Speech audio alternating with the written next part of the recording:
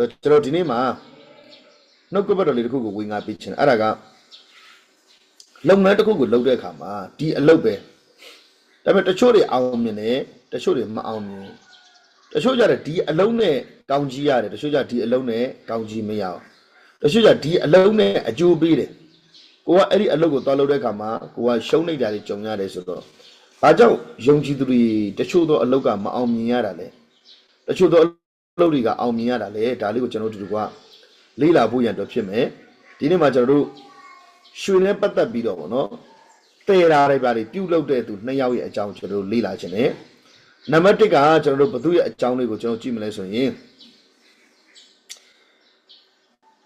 ဓမ္မရဆိုရင်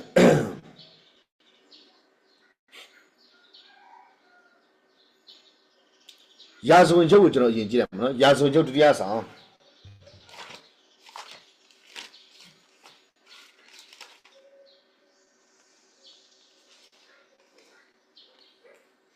ခန်းကြီး20ရာဇဝင်ချုပ်ဒုတိယဆောင်ခန်းကြီး20အငယ်35ကနေ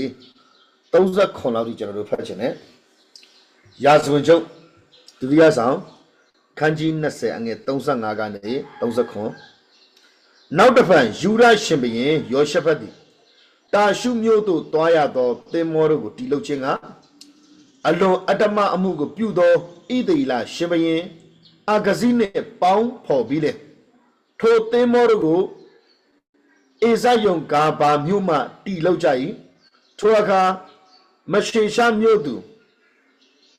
ဒေါဒဝတာအေလီဇာကမင်းကြီးသည်အာဂဇိတို့နှင့်ပေါင်းဖော်သောကြောင့်ထာဝရဘုရားသည်မင်းကြီးပြုသောအမှုတို့ကိုဖျက်တော်မူပြီဟုယောရှဖတ်တစ်ဖက်၌ဟောသည်နှင့်ညီထိုသင်္ဘောတို့သည်တာရှုမြို့သို့မသွားနိုင်အောင်ကျိုးပဲကြ၏ပြီးကျွန်တော်တို့ဓမ္မရာဆိုတတိယဆောင်အခန်းကြီး20အငယ်48 49လေးကိုလည်းကျွန်တော်တို့ဖတ်ချင်တယ်ဒီနှစ်ခုအကြောင်းအရာလေးကအတူတူပဲဖြစ်မယ်ဓမ္မရာဆိုရင်တတိယဆောင်ခန်းကြီး20နဲ့အငယ်48ကနေ49ယောရှဖတ်သည်အော်ဖီရာပြည်သို့စေလို့ရရွှေကိုယူစေခြင်းကတာရှုသင်္ဘောတို့ကိုအေဇယုံဂါဘာမြို့၌တည်အာဟတ်တာအာဂဇိကငါကျွန်တို့သည်မင်းကြီးကျွန်တို့နှင့်သင်္ဘောစီးပါစေဟုယောရှဖတ်၌အခွင့်တောင်း၍ယောရှဖတ်သည်အခွင့်ပေး၏သို့တော်လည်းသင်္ဘောတို့သည်အေဇယုံဂါဘာမြို့မှကျိုးပဲ့သောကြောင့်အော်ဖီရာမြို့သို့မသွားရကြဖတ်တော်တဲ့နှုတ်ကပဖြစ်အရောက်တိုင်းပေါ်မှာဖျားသခင်အထူးကောင်းချီးပေးပါစေဒါကဆက်သွယ်ရေးပေါ့နော်ဆက်သွယ်ရေးထဲမှာကျွန်တော်တို့အမျိုးမျိုးရှိတယ်ဒီလမ်းမဆက်သွယ်ရေးထဲမှာလေချောင်းလိုင်းရှိမယ်ကုန်းချောင်းလိုင်းရှိမယ်ရေချောင်းလိုင်းရှိမယ်အခုကရေချောင်းလိုင်းသူကတင်မောတွေနဲ့ကုန်ပစ္စည်းတွေတည်မယ်ပြီးသူကအော်ဖီရာပြည်မှာရွှေသွားတယ်အော်ဖီရာရွှေကအဲ့ဒီအချိန်ကာလမှာလောအကောင်းဆုံးနဲ့ quality အမြင့်ဆုံးတန်ဖို့အမြင့်ဆုံးရှင်ဘုရင်တယောက်ကရွှေနဲ့ပတ်သက်တဲ့အရာကိုကုန်တယ်ဖို့တွယ်ဖို့ဒါကိုတည်ယူပို့ဆောင်ဖို့ရတဲ့စီစဉ်တဲ့အခါမှာတင်မောတွေကိုတီဆောက်တင်မောတွေတီဆောက်ပြီးတော့တည်မယ်လို့လှုပ်လိုက်တိုင်းမှာတဲ့တင်မောတွေကကျိုးပဲ့ပျက်စီးသွားတယ်ရိုးရိုးမြုပ်တာမို့ရိုးရိုးမြုပ်တယ်ဆိုပြန်ဆဲလို့တာအခုကကျိုးပဲ့ပျက်စီးသွားတာမလို့တစားစီဖြစ်သွားတာစောက်လုပ်တဲ့အင်ဂျင်နီယာမကောင်းလို့မဟုတ်မလုတ်တက်တဲ့သူကိုသွားပြီးလှုပ်ခိုင်းလိုက်လို့မဟုတ်သူကလှုပ်တက်တယ်ကျွမ်းကျင်မှုရှိတယ်ကျွမ်းကျင်မှုရှိပါလျက်နဲ့လှုပ်တက်ပါလျက်နဲ့ဒီမှာသူတို့လှုပ်တဲ့အလုပ်တွေမှာရှုံးနေတဲ့ຢာတွေကြုံရတယ်ဘာကြောင့်ရှုံးနေမှုတွေကြုံရတာလဲဒီအလုပ်တွေကတကယ်တော့အောင်မြင်ရမယ့်အရာအောင်မြင်သင့်ပါလျက်နဲ့ဘာလို့မအောင်မြင်မဲနဲ့သူလှုပ်သမျှအလုပ်တိုင်းမှာရှုံးနေမှုတွေကြုံရတာလေသင်္ဘောတစ်စီးရဲ့တန်ကြီးကမသေးဘူးအဲ့ဒီအချိန်ကာလမှာအခုလိုလမ်းမဆက်သွယ်ရေးတွေကအရင်ဖွံ့ဖြိုးတာမဟုတ်သင်္ဘောတစ်ခုကိုတိဆောက်လိုက်ပြီးစောက်ပြီးရတဲ့ပစ္စည်းတစ်ခုကိုသွားတည်တော့မယ်ရွှေတည်တော့မယ်ကုန်နေတည်တော့မယ်လို့စဉ်းစားလိုက်တိုင်းမှာဒီအလုပ်ကတော့ရှုံးနေတယ်မြုပ်သွားတယ်တနည်းအားဖြင့်အရင်မှပြုတ်သွားတာသူကအမျက်မရတဲ့ပြင်အရင်ပြုတ်သွားတယ်လှုပ်ထားတဲ့သင်္ဘောတွေအားလုံးကဒီပင်လယ်ထဲမှာအကုန်နစ်မြုပ်သွားတယ်ပျက်စီးသွားတယ်ကျိုးပဲ့သွားတယ်ဘဝမှာဆုံးရှုံးမှုတွေကြုံတွေ့ရတယ်ဒါဆိုရင်ကျွန်တော်ဒီနေရာမှာဘာကြောင့်ယောရှဖတ်ရဲ့အသက်တာမှာဆုံးရှုံးမှုကြုံရတာလေယောရှဖတ်ကဖယားခင်ကိုချစ်တဲ့ပုဂ္ဂိုလ်တယောက် တနည်းအားဖြင့်ကြည့်မယ်ဆိုရင်သူ့ရဲ့ရှီမန်းချက်တွေမအောင်မြင်ဘူးဖယားခင်ကဒီအလုံးနဲ့ပတ်သက်ပြီးတော့အစီအတတွေအများနဲ့ကြုံရတယ်တကယ်တော့ကောင်းကြီးဖြစ်ရမှာအလုပ်တွေကအစင်ပြေရမှာအစင်ပြင်သိပါလိမ့်နဲ့အစင်မပြေတော့ဘာကြောင့်ဒီပြဿနာကြုံလဲဆိုတဲ့အရင်းအမြစ်ကရှိတယ်ပြဿနာကဘလိုင်းမကြုံအစောကကျွန်တော်36လေးမှာဆိုအလွန်အတ္တမအမှုကိုပြုတော်ဣတေလာရှင်ဘရင်အာဂစီနဲ့ပေါင်းဖော်ပြီးတယ်ဒီမှာပြဿနာအဲ့ဒါယောရှဘတ်မှာပြဿနာမျိုးယောရှဘတ်ကဖျောက်တာချစ်တဲ့ယူဒရှင်ဘရင်တယောက်ဖြစ်တယ်သူကနိုင်ငံနှစ်နိုင်ငံပေါ့နော်ဣသလနိုင်ငံနဲ့ယူဒနိုင်ငံနှစ်နိုင်ငံမှာရှိတဲ့ရှင်ဘရင်ကစီးပွားပေါင်းပြီးတော့လှုပ်ကြတာအဲ့တော့တခါတည်းမှာကျွန်တော်တို့စီးပွားရေးလှုပ်တဲ့အခါမှာကျွန်တော်တို့ဘသူတွေနဲ့ပူးပေါင်းပြီးတော့ဘသူတွေနဲ့ share ဝင်လဲဆိုအဲ့ဒါလည်းသတိထားရသေးတယ်ကိုကတော့ဖျောက်ချစ်တယ်အမှုတော်ဆောင်လူကြီးမှာဆူတောင်းဆက်ကပ်အနံပြီးမှတေချာလောက်ကင်တဲ့သူတယောက်ဖြစ်ပေမဲ့အချို့တွေဘာလို့အလောက်က အမျက်မရပဲနဲ့အရင်မှပြုတ်ရတာလေတခါလေတချို့ဘယ်လိုလဲဆိုဆရာတန်တရားသွားဝင်တာဒီဆရာပဲဘိသိမရှိတာလားငါဆူတောင်းလဲခံသေးတယ်မျိုးစီးလဲချသေးတယ်အခုကြည့်ငါအလုပ်တွေမှာအစီသားကြုံတယ်အခန့်သားတွေကြုံတယ်ပြဿနာတွေကြုံတယ်အစင်မပြေမှုတွေကြုံတယ်ဘာလို့ဒီလိုပြဿနာမျိုးတွေကြုံရတာလဲဆိုတော့မိခွန်းတွေတချို့ကဆရာတွေတော့မိခွန်းပြန်ထုတ်အမှန်တော့ဆရာတွေမိခွန်းမထုတ်ရဘူးကိုယ်တော့မိခွန်းထုတ်ရမှာငါရဲ့လုပ်ငန်းမှာဘသူပါလဲငါရဲ့လေပေါ်မှာငါရဲ့သင်္ဘောပေါ်မှာဘသူပါလဲအစောကတုံးတမမှာပြောတဲ့အရာလေးဆိုအရင်ရှင်းတယ်မင်းကြီးကျွန်တော်နဲ့သင်္ဘောစီးပါသည်ခွင့်တော်ယောရှဘတ်သည်ယောရှဘတ်နဲ့အခွင့်တော်ယောရှဘတ်သည်အခွင့်ပေးဒီမှာကြည့်အဟတ်တာအာဂစီကသူ့ကျွန်နဲ့ထည့်ပေးလိုက်တာစီးပွားလက်တွဲလို့တော့လေဖယားသခင်မကြိုက်တဲ့ဒုစရိုက်ကိုအတ္တမအမှုအလွန်ပြူတဲ့ပုံကိုတာမန်ပုံကိုမဟုတ်ဖယားကိုမသိတော့ဖယားနှုတ်ကပတ်တော်နဲ့လုံးဝစန့်ကျင်မှဖြစ်ပြီးဖယားသခင်ယွန်ရှာစရာကောင်းတဲ့အတ္တတာနဲ့အသက်ရှင်တဲ့ပုံကိုနဲ့လက်တွဲလုပ်တယ်လက်တွဲလို့ရတော့ကတင်မောသွားတဲ့ခရီးစဉ်မှာဒီသွားတဲ့ခရီးစဉ်မှာတော့အဲ့ဒီအာဂစီရဲ့ကျွန်တွေကဒီတင်မောပေါ်မှာပါတယ်ဒါကြောင့်အဲ့ဒီတင်မောကိုဖျားခင်ကဖြတ်တာတဲ့အာဂစီကျွန်တွေပိုင်ဖျားခင်ကကောင်းကြီးပေးလို့မရဘူးတခါတည်းမှာကျွန်တော်တို့ကလေနှလုံးသားပဲအယမ်းကျဲတာလားအမြင်ပဲမပွင့်တာလားတော့မသိတော့လူတိုင်းနဲ့အယမ်းတော့မိတ္တာဟာရှိချင်တယ်မိတ္တာဟာမဖွဲရမှာမဟုတ်တော့ဖွဲလို့ရတယ်ဒါပေမဲ့ကိုသတိထားရမယ်အာဂစီလိုပုံကူမျိုးဆိုလို့ရှောင်ပြီးတော့အလွန်အတ္တမမှုကိုပြုတဲ့ပုံကူမို့လို့သူဘာလို့ဘုရားခင်ကသူ့အကြံကိုဖြတ်မှာသူ့အကြံကိုဖြတ်မဲ့ဟာကကိုကပါသွားပြီးအတူတူပေါင်းလို့ကို့အကြံမှာပြတ်သွားတာတကယ်တော့ဘုရားခင်ကယောရှဘတ်ကိုမချစ်တာမို့ယောရှဘတ်ကိုချစ်တယ်ယောရှဘတ်ကိုဆုံးရှုံးစေချင်တာမဟုတ်ဘူးယောရှဘတ်ကိုဘုရားခင်ကအောင်မြင်စေတာအောင်မြင်ခြင်းပေးခြင်းပဲမဲ့အောင်မြင်ခြင်းပေးလို့မရတာဘာလို့အာဂစီနဲ့သွားပေါင်းနေလို့အာဂစီနဲ့အတူတူအလုပ်လုပ်နေတော့အာဂစီနဲ့အတူတူ share ဝင်နေလို့ဒါကြောင့်သူ့ဘဝမှာဖယားကြီးကိုယ်တိုင်ကပြောနော်မင်းကြီးမှုကိုတဲ့ထာဝရဘုရားဖျက်တော်မူပြီတခါတည်းမှာတချို့ကဘယ်လိုထင်လဲဟာဝိညာဉ်တိုက်ပွဲစာရငါ့ကိုနှောက်ယှက်နေပြီစာရငါ့ကိုတိုက်ခိုက်နေပြီနတ်ဆိုးဝိညာဉ်ဆိုးတွေငါတို့လှုပ်တဲ့အရာမှာကောင်းကြီးဖြစ်မှာကိုမလို့လားလို့မဟုတ်တချို့ကနတ်ဆိုးမတိုက်ဘူးတခါလေယုံကြည်သွားတစ်ခုခုဆိုနတ်ဆိုးပဲတော်ပြောတော့တခါအေးမီဆရာတယောက်လို့ပေါ့ခရစ်ယာန်ရွာကိုသွားတဲ့ခါမှာခရစ်ယာန်ရွာထိပ်လေးမှာစာရမဏေကငိုတယ်ဘာလို့ငိုတာလဲလို့ပြောတော့နင်တို့ယုံကြည်သူတွေတဲ့တခုဆိုငါပဲလွှဲချတယ်အရက်တောက်တယ်သူတို့တောက်တယ်ပြီးစာရငါ့ကိုသွေးဆောင်နေပြောတယ်တဲ့မူရေးစေဝါတုံးတယ်သူတို့ပဲတုံးတာဒါပေမဲ့စာရငါ့ကိုသွေးဆောင်တယ်လို့ပြောတယ်တဲ့ရံပြစ်တယ်ထိုးတယ်ကြိတ်တယ်ဒေါသမထိန်နိုင်ဘူးဒါပေမဲ့တော့ဘာပြောလဲစာရကငါတို့မိသားစုကိုနှောက်ယှက်တိုက်ခိုက်လို့ပြန်နေတော့အမြင်မကြည့်ဘူးထိုးကြတယ်ကြိတ်ကြတယ်ဒုစရိုက်လောက်တာသူတို့လောက်တာတဲ့ငါတော့သူတို့သွေးမဆောင်ရသေးဘူးသူတို့ကတော့သူတို့လုံနေတာတခုခုဆိုရင်ချော်လဲရောက်ထိုင်စာရမအပြစ်ပုံချတာစာရန်ကြောင့်အဲ့ဒီစာရမကောင်းလို့အဲ့ကောင်ငါ့ကိုသွေးဆောင်လို့အဲ့ကောင်ကြောင့်ငါ့အပြစ်ထဲမှာသွေးဆောင်သွားလို့ငါကြာသွားတာစာရန်ပြောတယ်တဲ့ကျွန်တော်ကသူတို့တော့မသွေးဆောင်ရသေးဘူးသူတို့ဘယ်သူတို့အဲ့ဒီဒုစရိုက်တွေလုံနေတာပါတခါလေတချို့ကဘယ်လိုထင်လဲဆိုတော့အော်ငါရဲ့တင်မောတွေကျိုးပဲပြက်စီးသွားတယ်ငါအလုံးမှာအရင်ပြုတ်သွားတယ်အရင်နီးတော့မကြံတော့တဲ့အထိအရင်တော့ပြန်မရတော့အထိရှုံးနေတွေကြုံနေဆိုတော့စာရန်နဲ့ဝิญဉ်ဆိုးတွေငါရဲ့စီးပွားနှောက်ယှက်တိုက်ခိုင်မို့ဘုရားကြီးကိုယ်တိုင်ဖျက်ပလိုက်တယ်ဒီမှာကျမ်းစာကပြောတိကြတယ်ထာဝရဘုရားကတဲ့ကိုယ်တော်ပြုတော်မူကိုဖျက်တော်မူပြီကြိုက်တယ်လို့ကြံစီကြိုက်တယ်လို့စဉ်းစားကြိုက်တယ်လို့တွေးခေါ်ကြိုက်တယ်လို့ကြံစားလို့သမီးအရာခတ်သိမ်းမှာအောင်မြင်မှုတစ်စမ်းမှမရမနဲ့ရှုံးမှာဘာလို့ရှုံးလဲယောရှဘတ်ကြောင့်မို့အာဂစီပါနေလို့ဒါဆိုကျွန်တော်တို့စီးပွားတစ်ခုလုပ်တဲ့ခါမှာလက်တွဲလုပ်တဲ့သူအရင်အရေးကြီးတယ်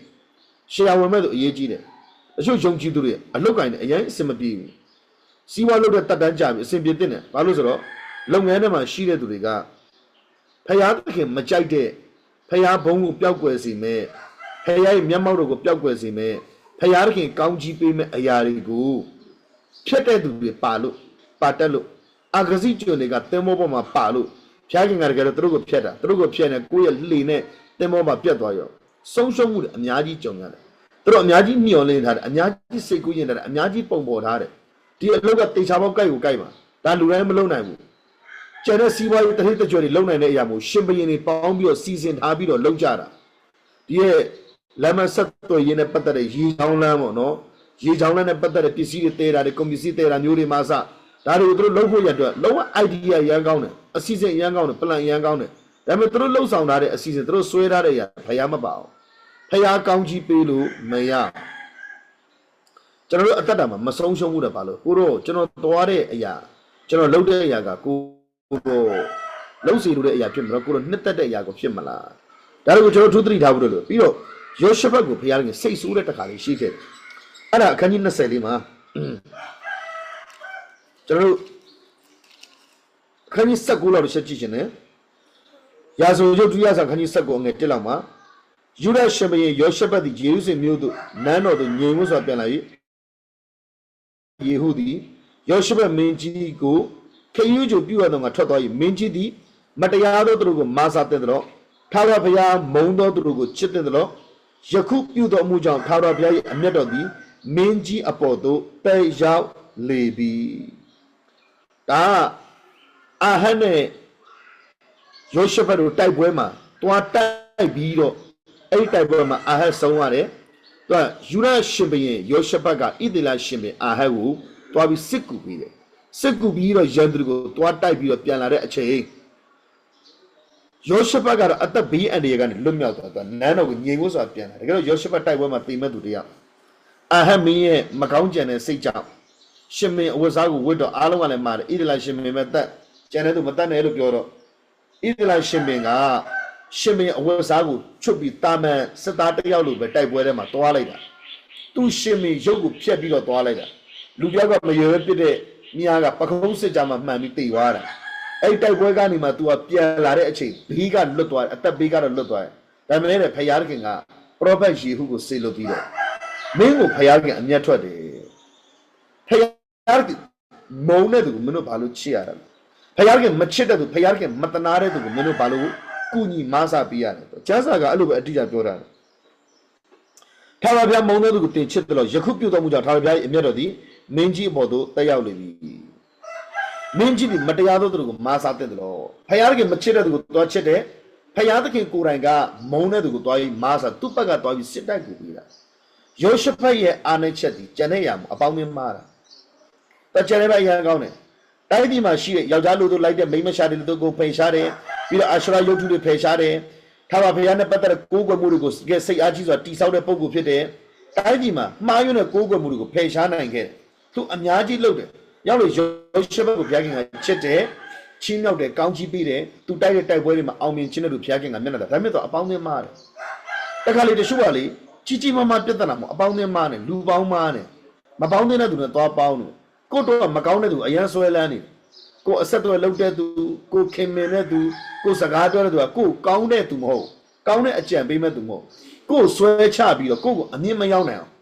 ်မကောင်းတဲ့အတွေးခေါ်တွေနဲ့မှိုင်းတိုက်ပြီးမဲ့ပုံကိုတခါတည်းမှာတချို့ကအရန်အထင်ကြီးပြီးတော့ဒီလူနဲ့ပေါင်းတဲ့အရာလေးတွေရှိတတ်တယ်အပေါင်းဖို့အရေးကြီးတယ်သူပထမတစ်ခါအာဟတ်နဲ့ပေါင်းတယ်ဘုရားခင်ကစိတ်ဆိုးတယ်မင်းဘာလို့အာဟတ်ကိုတွားပြီးတော့စစ်ကူပေးရတာလဲတကယ်တော့ဘုရားခင်ကအာဟတ်ကိုတေးစီမှာအေလိယကိုဘုရားခင်ကပရောဖက်ပြုထားပြီးသားအာဟတ်နဲ့ယေဇဗေလသူတကြိုတဲ့သူတော်မရှိအောင်ဘုရားခင်ကအဲ့လိုမျိုးပြန်ပြီးဒဏ်စီရင်ပေးမှာဒါပေမဲ့တော့တွားပြီးတော့စစ်ကူဘုရားခင်ကယောရှဖတ်ကိုစိတ်ဆိုးတယ်နံပါတ်1အာဟတ်ကိုကူပေးတယ်ပြီးရင်အာဟတ်ရဲ့သားအာဂဇီအဖေလက်ထက်မှာလည်းအဖေနဲ့မိသားတာဖွဲ့မိတယ်သားလက်ထက်ရောက်တော့လေသားနဲ့မိသားတာဖွဲ့ရုံသာမကအကျိုးတူပူပေါင်းပြီးတော့စီးပွားတစ်ခုကိုအတူတူလုပ်ကြတယ်အဲ့ဒါကရွှေတွေသွားတဲတာရွှေတဲမယ်ကုန်းတဲမယ်သင်္ဘောတွေကိုတိဆောက်တယ်တိဆောက်ပြီးတော့လှုပ်တဲ့အရာတွေအားလုံးကိုဖျားခင်ကချိုးဖဲပျက်စီးပလိုက်တယ်အရှုံးပေါ်တယ်နောက်တစ်ယောက်ကိုကျွန်တော်တို့ကြည့်ချင်တယ်အဲ့ဒါလေးကတော့ဓမ္မရာဆိုရင်တတိယဆောင်အခန်းကြီး30ဓမ္မရာဆိုရင်တတိယဆောင်အခန်းကြီး30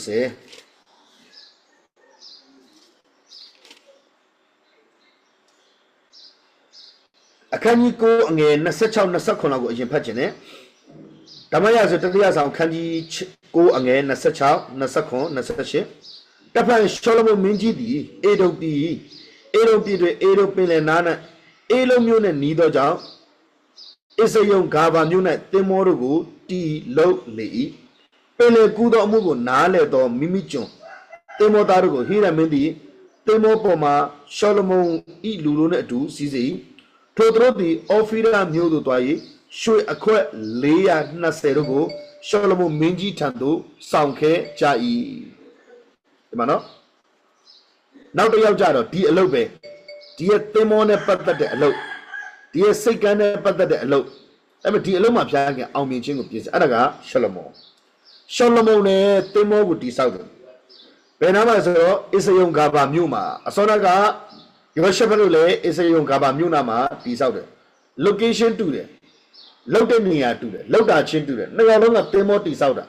ရည်ရွယ်ချက်ကရှိတယ်ရွှေတယ်မယ်ကုန်ပစ္စည်းတွေကိုတည်မယ်အလုပ်တူတယ်လုပ်ငန်းတူတယ်ယင်းနှိမ့်ညွန့်နှံမှုတူတယ်ဒါပေမဲ့အာကစီကြတော့ဆုံးရှုံးပြီးရှောလမုန်ကြတော့ဖေကအောင်မြင်ခြင်းပေးတယ်ကျမ်းစာမှာဘယ်လိုပြောလဲဆိုတော့ထိုသူတို့သည်အော်ဖီရာမြို့သို့သွား၍ရွှေအခွက်420ကိုရှောလမုန်မင်းကြီးထံသို့ဆောင်ခဲ့ကြ၏ဟွာရွှေသေးတာလမ်းမှာမြုပ်သွားတာမရှိဘူးပျက်စီးသွားတာမရှိဘူးအခုကပယ်ပြီးပြန်လာတဲ့အချိန်ဒီရှောလမုန်လက်ထက်ကြီးအဲ့ဒီရွှေတွေရောက်လာတယ်အာကစီကြတော့ယောရှဖတ်တို့ကြတော့တဲခွင့်တော့မရလိုက်တွားစင်တွေဆိုတာလမ်းတော့မရောက်လိုက်ပန်းတိုင်တော့မရောက်လိုက်ရည်ရွယ်ထားတဲ့နေရာတော့မရောက်လိုက်ပဲနဲ့စထွက်တဲ့အချိန်တွေကနေတင်မောတဲ့အကုန်ကျိုးပဲပြက်စီးသွားတာလမ်းခီးကတော့အဆုံးမအောင်မြင်တာမဟုတ်ဘူးအစတွေကသူတို့ကမအောင်မြင်တာရှောလမုန်ကတော့အစကောအဆုံးသက်သူတို့ရဲ့လက်ထက်မှာရွှေတွေရောက်လာခဲ့တယ်ပြီးရင်ဓမ္မရာဇဝင်တတိယဆောင်ခန်းကြီး30အငယ်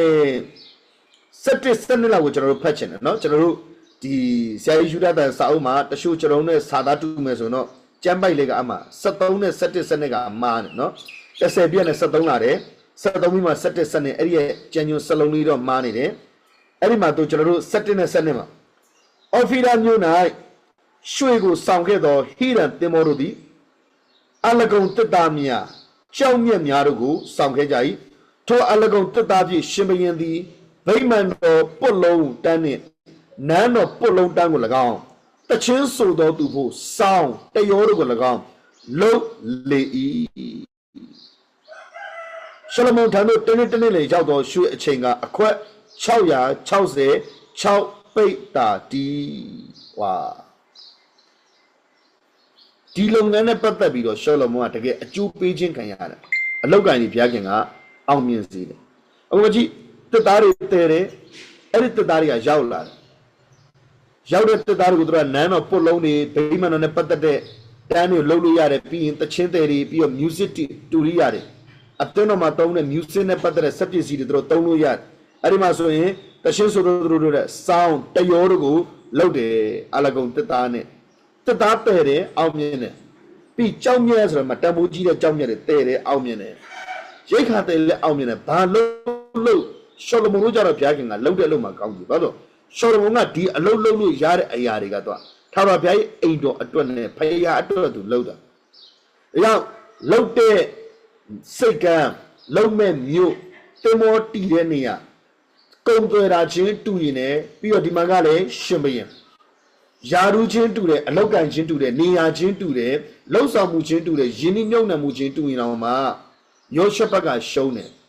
ရှောလမုန်ကအမျက်ရတယ်အောင်မြင်ခြင်းကိုရတယ်ဒါပေမဲ့ယောရှဖတ်ဘာလို့ရှုံးလဲယောရှဖတ်ဖယားကိုမချစ်လို့မဖယားကိုချစ်တယ်ယောရှဖတ်ဖယားကိုမကြောက်လို့ဖယားကိုကြောက်တယ်သူအပေါင်းအသင်းမှားသွားလို့ဖယားတကယ်မကြိုက်ပဲနဲ့အတ္တမအမှုကိုအလွန်ပြုတဲ့သူနဲ့သွားပေါင်းတယ်ဒါကြောင့်တချို့တွေကကောင်းကြီးမရတာကအပေါင်းအသင်းမှားလို့မရတယ်တဲ့ဖယားနဲ့မှန်ပါတယ်တချို့အပေါင်းအသင်းမှားတာရှိတယ်တခါလေကျွန်တော်တို့ကမိတ္တာရာဆိုလူတိုင်းနဲ့မိတ္တာရာဖွဲ့တယ်လာသမျှလူတိုင်းကိုလက်ခံပြီးတယ်တချို့ကြတော့ကိုယ့်ရဲ့ယုံကြည်ခံယူချက်ကိုလွဲမားစေတဲ့တုံ့တင်ချက်တွေကိုလာဝင်ငှတော့သူဖြစ်တယ်တချို့ကတရားချက်တော့ကုန်နားထောင်တာကျွန်တော်ဒီမှာစကားတဲ့သူတရားကိုလည်းကျွန်တော်ပြပြတယ်သူကတရားဟောချက်တော်တော်နားထောင်နိုင်တဲ့အထဲမှာပါတယ်တရားချက်ကိုသူတော်တော်နားထောင်နိုင်တဲ့အထဲမှာပါတယ်သူအမြင်နဲ့တရားချက်ဖွင့်တာဘာလို့လို့လေသလားသမင်းချက်လည်းတရားချက်ဖွင့်တာလည်းဘာလို့ဖွင့်ဒါပေမဲ့ကျွန်တော်သူ့မိတယ်တစ်ခါကြရှင် တရားဝချက်တွေကဘုသူတရားဝချက်တွေအဲ့ဒီမှာကျွန်တော်တို့ကြည့်ရတဲ့အခါမှာတရားဝချက်တွေဆိုအတကုံနားထောင်တာတရားဝချက်နားထောင်တာမကောင်းတာမကောင်းတယ်ဒါပေမဲ့ကျွန်တော်တို့နင်ဘသူတရားဝချက်မသိဘူးတဲ့လိုင်းမှာတွေ့လို့ဒီတိုင်းမှာဒေါင်းတာလိုင်းမှာတွေ့တိုင်းဒေါင်းနားထောင်လို့မရဘူးသူပြောတာကနှုတ်ပေါ်တယ်ညီလားမညီလားအရင်ကြည့်ရောဖယားနဲ့တော့သွားလာဖျားတဲ့ထံကဖွင့်ပြချက်လာတော့ဟုတ်လားမဟုတ်လားအရင်ကြည့်လိုက်အောင်အဲ့တော့ရှော့မို့တရားဝချက်ဆိုအကုန်လုံးကိုနားထောင်မယ်ကြီးပဲအခုလိုင်းမှာပြစ်တယ်လေဝတ်သားဆိုင်ကယ်ရီရှင်ရှုံးတယ်လို့ဝတ်သားဆိုင်ပွဲတော်မင်္ဂလာပြီးလို့မရတော့ဘူးလို့အဲ့ဒါတွေအမှုလို့ဆောင်နေအခုကကျွန်တော်ခရစ်ယာန်မှာအများကြီး꿰တယ်ယေဟောဝါဆိုတာရှိတယ်ထာဝရဘုရားကိုကူးပြောပဲအဲ့မှမေးတတ္တမအသင်းတော်ဆိုတာရှိတယ်စနေအသင်းတော်ဝတ်သားမစားရဘူးတချို့ဆိုဘလောက်တော့မှအယူသီးလဲဆိုမယုံကြည်သူကြီးမှဈေးမွေရဘူးမယုံကြည်သူနဲ့နှုတ်မဆက်ရဘူးအဲ့မယုံကြည်သူနဲ့နှုတ်ဆက်ပြီးတော့သူကဒီလက်ကိုစရွေးတိုးပြီးတော့ယေရှုနာမ၌ယေရှုအသွေးနဲ့ချက်ချီခတ်ပါတယ်ဆိုတဲ့ပုံကူမျိုးတွေတချို့ကတစုံတယောက်နဲ့လက်ဆွဲနှုတ်ဆက်နေသူတို့ရှိကအာမင်္ဂလာပဲကိုပေါ့ပါတော့မယ်ဆိုတဲ့အတိုင်းကိုတုံတင်တဲ့သူတွေအများကြီးရှိတယ်ရောအခုကျွန်တော်တို့ line မှာခရစ်ယာန်ပဲလေလဝါကတာယေရှုပုံနဲ့ပဲဒါပေမဲ့ယေရှုကအခုဒုတိယကျင့်ပြန်ကြွလာပြီနင်တို့ယေရှုလက်မခံမနဲ့မှားတယ်လို့ပြောနေကြနင်တို့မိစ္ဆာတကုန်းငဲသွားမယ်ဘာလို့လဲလို့မေးတော့ယေရှုတရုံမဖွဲ့တယ်အမအနန္တတကုရှင်ဖျားခင်အသင်းတော်ဆိုတေယေရှုကိုယုံကြည်ပါသလား ABC ကွက်လက်တွေဖြည့်ခိုင်းနေဟဲ့မစင်ညာဂလူတွေကောက်ထဲလိုက်ပြန်ပြီးထွက်လို့လည်းမရပြန်ထွက်ရင်လည်းပြန်ထက်ကိုဘက်ကသူတို့ကိုပြန်ပြောလို့မသူတို့ပြောတာပဲနားထောင်အဲ့ဆိုခရစ်ယာန်ဆိုတာအကုန်လက်ခံမလိုက်တယ်လွဲမားကုန်ပြီလေတရားဟောချက်တွေနားတော့သတိထားယောရှဖတ်ဒုက္ခရောက်တာကမပေါင်းသိတဲ့သူနဲ့သွားပေါင်းလိုက်လို့နားမထောင်တဲ့သူသွားနားထောင်တယ်တချို့မိတ္တာအရင်အားကြီးတယ်ခဏလေးဟိုအဖွဲလေးရောက်သွားပြန်ပြီဟာဒီအသင်းနဲ့လည်းသွားပေါင်းမယ်ဟိုအဖွဲနဲ့သွားပေါင်းသူ့ကြည့်လိုက်လေဟိုမှာလည်းဟုံးဆဲသွားပြီးဒီမှာလည်းအင်းပြီးသွားပြန်ဟိုဘက်နဲ့လည်းမိတ္တာလည်းပဲမိတ္တာတော့မဖွဲ့ခိုင်းတာမဟုတ်ကိုဝิญဉ်ရေးရမှာဝิญဉ်ရေးရအတွက်ဘလို့ခေါ်မလဲအားနဲ့သွားစီမဲ့အရာခံချက်မှားသွားစီမဲ့အရာကိုယ့်ရဲ့သွားနေတဲ့လမ်းကြောင်းကိုခေါင်းဆောင်တဲ့ဗိတ်တိရှင်အောက်ကနေလွဲစေမတုံတင်ချက်ခံချက်ဆိုဖယ်ချလိုက်ပြတ်ချလိုက်ပေါ့တင်မောပေါ်မှာလိုက်ချင်လို့ပြောလိုက်ခွင့်မပေးနဲ့လေသူလိုက်ခွင့်ပေးမှပဲတင်မောပေါ်တက်လို့ရတာလေအာဂစီကျွန်းတွေကိုသွားပြီးတင်မောပေါ်တက်ခိုင်းလိုက်တော့ဖျားခင်ကအဲ့သူ့အကြံကိုဖျက်တာပေါ့အဲ့တော့ရှောလမုန်နဲ့ယောရှဖတ်နဲ့ဘာကွာလဲလို့မင်းနှစ်ယောက်လုံးရဲ့လှုပ်ဆောင်ချက်နဲ့အရာမကွာဘူးယောရှဖတ်လည်းဖယားကိုချစ်တာပဲဖယားကိုချစ်ပေမဲ့ဘာလို့ဆုံးရှုံးရတာလဲမပေါင်းတဲ့အပေါင်းအသင်းလေးတစ်ခုပဲရောက်ဖျားခင်ကအာဟတ်နဲ့ပေါင်းတော့အလွန်အမျက်ထွက်တယ်တဲ့မင်းငါမုန်းတဲ့ကောင်ငါမချစ်တဲ့သူမင်းဘာလို့သွားပြီးကုညီမားစားရတယ်အခုအာဟဲ့တာအာဂစီနဲ့စီးပွားအကျိုးတူပူပေါင်းလုပ်လို့လေမင်းဘာကြောင့်ဒီကောင်နဲ့စီးပွားလုပ်ရတာလဲမင်းလှုပ်ဆက်လို့အဲ့လိုရှားနေလားတခြားတနည်းနည်းနဲ့စဉ်းစားလေဘာလို့ဒီလိုအလွန်အတ္တမမှုကိုပြုတဲ့သူနဲ့သွားပေါင်းရတာလဲတခါတည်းမှာကျွန်တော်တို့ပေါင်းတဲ့အပေါင်းအသင်းတွေသတိထားဖို့တော့လိုတယ်ကျွန်တော်တက်ကောခန်းကြီး9လေးကိုတစ်ချက်ကြည့်ချင်ပါတယ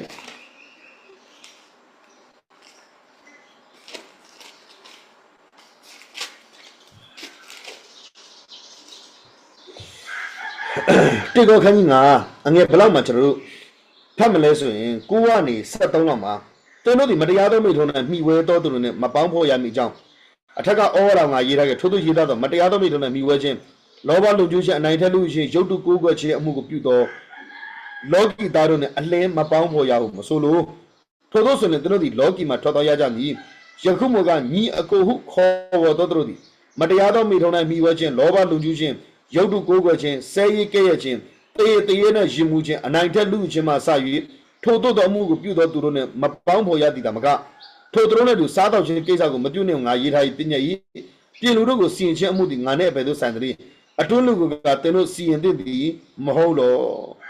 ဒီမှာဗာတယ်လို့ဆိုတော့ရှင်ဘောလူကကောရိန္သုမြို့မှာရှိတဲ့အသင်းသူသင်သားတွေနဲ့ပတ်သက်ပြီးသူစာဆောင်လေးတွေပို့တယ်ရုပ်တုစနုကိုးကွယ်တာတွေအယက်တိစာတောက်စားတာတွေမတရားသောမိထုံနဲ့ပတ်သက်ပြီးမိဝဲတာတွေလောဘလူကျူးတဲ့သူတို့မပေါင်းနဲ့တဲ့ဆိုသူတို့အမြဲဒါဆိုရင်လည်းကျွန်တော်လူတိုင်းကိုမပေါင်းမဲနေရမှာလားတဲ့မယုံကြည်သူတွေကျွန်တော်တို့ပေါင်းလို့မရလို့ဆိုမင်းတို့အဲ့လိုမယုံကြည်သူတပါးမျိုးသားနဲ့မပေါင်းဆိုရင်လောကထဲထွက်သွားရလိမ့်မယ်တဲ့ငါပြောတာကညီအကိုခေါ်တော့ဆိုယုံကြည်သူကိုပြောတာယုံကြည်သူဖြစ်ပြီးတော့အခန်းငယ်7မှာယခုမှကညီကိုကိုခေါ်တော့သူမတရားသောမိထုံနဲ့မိဝဲခြင်းယုံကြည်သူဖြစ်ပြီးမတရားသောမိထုံမှာမိဝဲနေတယ်မကောင်းတာပဲကြည့်တယ်မကောင်းတာပဲလုပ်တယ်မကောင်းတာပဲပြောတယ်မကောင်းတဲ့အပိုင်းမှာပဲကိုကိုသွေးဆောင်လာမဲ့ပုံကိုတရားပြီးရင်လောဘလုံကျူးတယ်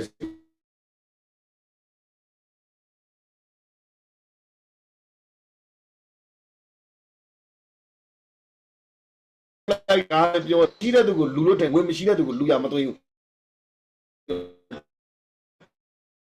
းရုပ်တုကိုးကွယ်တယ်ရုပ်တုဖြစ်ပြီးတော့ရုပ်တုစင်တုကိုကိုးကွယ်ပြီးတော့တခြားသောဘုရားကိုပဲကိုးကွယ်တဲ့ပုံကိုယ်တွေပြီးနောက်တစ်ခုဆဲရီကဲ့ရဲ့တော်သူ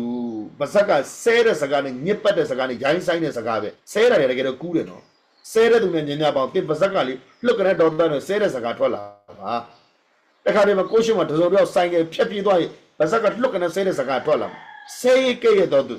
ူပြီးနောက်တစ်ခုတည်ရနဲ့ရင်မှုတော်သူအရက်တေစာတောက်စားမူးတဲ့ကောင်ဘိန်းနဲ့ပေါင်းဘိန်းစားဖြစ်လာမှာစေးသမားနဲ့ပေါင်းမကြခင်စေးသမားဖြစ်လာမှာအဲ့နဲ့ပေါင်းမကြခင်အရက်သမားဖြစ်လာအနိုင်ထက်လူယူမှာစရည်ထိုးသောမှုကိုပြုတော်သူအနိုင်ထက်သူတစ်ပါးဥစ္စာပစ္စည်းကိုမတရားတဲ့ပြတိမ့်ယူတဲ့ပုံကိုယ်အဲ့ဒီလိုပုံကိုယ်နဲ့တဲ့အတူတူမပေါင်းခိုင်းတာမဟုတ်ဘူးတဲ့မပေါင်းလို့သာမကအတူတူစားမဲ့ကိစ္စတော့ရှောင်တဲ့ဒါယုံကြည်သူကိုရှောင်ခိုင်းတာမယုံကြည်သူကိုသွားမရှောင်ခိုင်းခရိယန်ဖြစ်ပြီးတော့ဖယားကိုမကြောက်ပဲနဲ့ဖယားမကြိုက်တဲ့ဒူးဆဲကိုလှုပ်တယ်ဆိုအဲ့ဒီဖွဲ့အပေါင်းအမလုပ်နဲ့ဒါကျမ်းစာမှာအဲ့လိုပြောတယ်ရှင်ကမဟုတ်ဘူးငါတို့ကဖယားမြတ်တာနဲ့ဆွဲကောဆွဲကောတဲ့ဆွဲကောလို့ရမှာသူတို့တင်းကိုဆွဲခေါ်သွားလိမ့်မယ်တရားသူတို့ကောင်းပြုတ်ပြပေးမှာမဟုတ်သူတို့တင်းကိုဖျက်ဆီးသွားလိမ့်မယ်ကျွန်တော်အများကြီးတွေ့ဘူးတဲ့အရှုံးမှုတော့ဆောင်နေငါတို့ကပျက်စီးလေလွင့်တဲ့လူငယ်တွေကိုဆွဲခေါ်မှာငါတို့အရက်သမားတွေစေးသမားတွေဖဲဝိုင်းသူတွေကိုပြောင်းလဲလုံမှာသူပါဖဲသမားဖြစ်သွားသူပါအရက်သမားဖြစ်သွားသူပါအဲ့ဒီဒူးဆဲတွေကယုံမထွက်နိုင်တော့တခါလေးပဲစမ်းကြည့်တယ်မြည်ကြည့်တာသွားရောနောက်တစ်ခါတည်းမှာကျွန်တော်မပေါင်းရမဲ့သူတွေရှိတယ်ပေါ်လို့ကိုယ်တိုင်မပေါင်းခိုင်းတဲ့သူရှိတယ်ဖယားတခင်ကိုယ်တိုင်ကမပေါင်းခိုင်းတဲ့သူရှိတယ်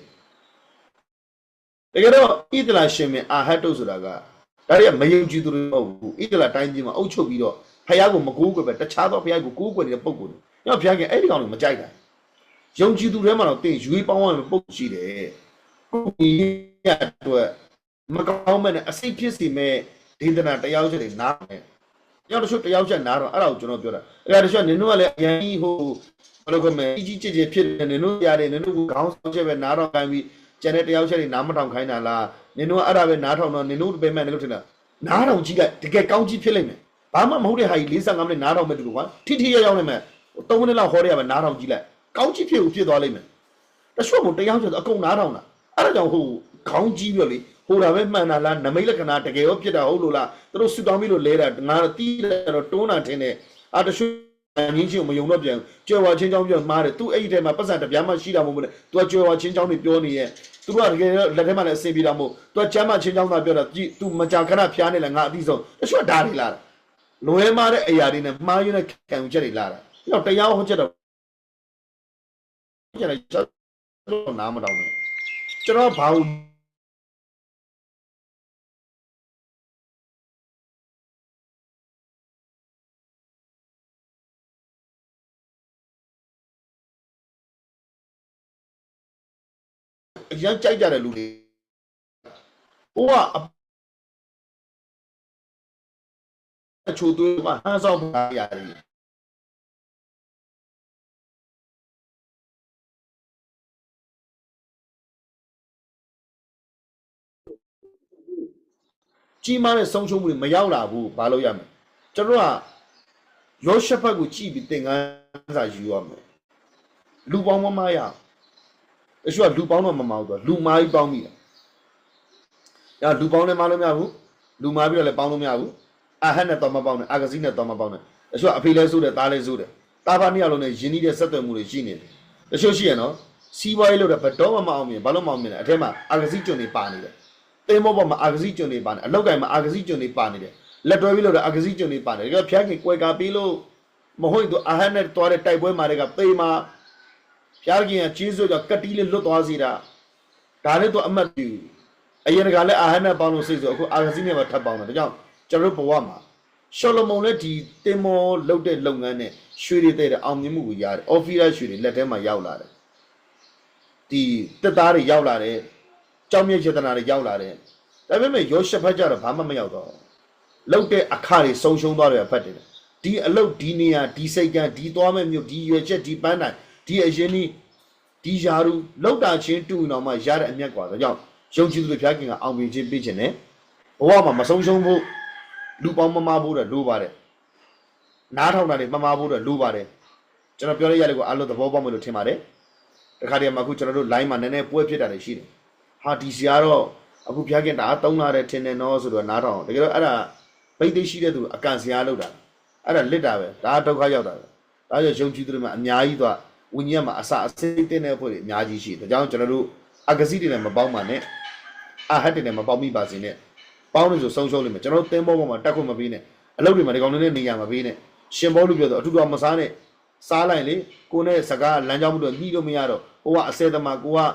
စိတ်ကိုရဲ့အထက်မှာဝิญဉ်တော်မပျော်တဲ့အဖွဲ့တွေဟိုကပောက်ကြရလို့မှာကိုကကျတော့အတ္တတန်တန်ရှင်းရှင်းနဲ့တော့ဘလို့မှတီးမကြိုက်သူတို့ဆွဲခေါ်ချင်တော့နားလဲတယ်သူတို့ဆွဲခေါ်ချင်ကိုရှိတဲ့နေရာကိုခေါ်လိုက်သူတို့ရှိတဲ့နေရာကိုမသွားနဲ့ကိုရှိတဲ့နေရာကိုသူတို့အချိန်နဲ့ပြောင်းလဲလိမ့်မယ်သူတို့ရှိတဲ့နေရာကိုသွားကိုအချိန်နဲ့ပြည့်စည်သွားလိမ့်မယ်